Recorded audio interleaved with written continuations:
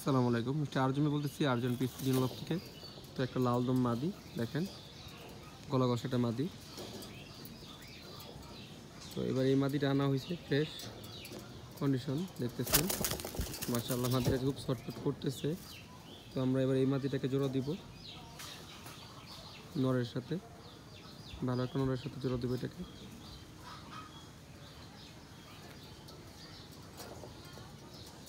মাদিটা খুব ভয় পাইতেছে, ছটফট করতেছে এবং জোড়ার জন্য খুব পাগল মাদিটা, যেহেতু নতুন মাদি।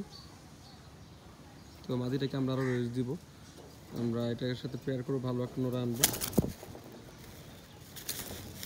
এরকম করতেছে।